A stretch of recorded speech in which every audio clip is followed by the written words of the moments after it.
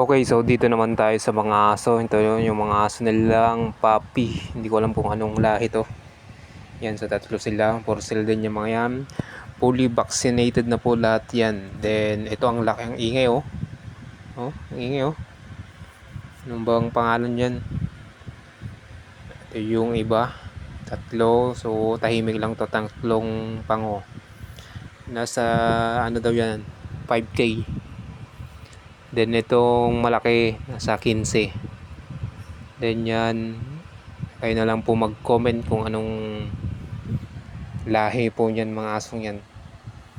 Okay, so check naman po natin dito sa kabila.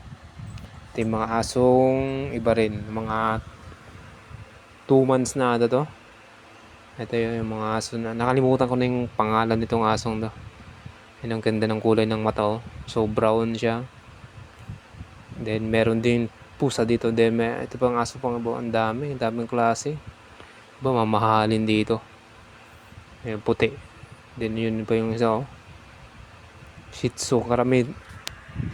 Okay, so meron din tayo nakita ditong pusa na tingnan mo para siyang malungkot. Ayan, yung kasama niya. So parang matagal ko na itong nakita tong pusang to dito. Na kakulay lang. Sumama naman pa yung pusang to. Medyo mahal nga lang to. Nasa 25 daw. Isa. Siyempre isa ganyan ang mga itsura niyan. So meron din tayo nakita ditong golden retriever na napakaamo yan mga brad, tatlo sila. Ayan po, may-ari si sir. Then meron din na ditong nakitang bulldog ba to. Then ayun mga yan, ang daming ditong klaseng paso talaga. Ayan, so meron din. Ayan po, so meron na naman tayo dito Belgian Malinois ba yan? Kaya na bahala dyan. So check nyo na lang dito every Sunday po. Andito itong alam ko lang Shih Tzu.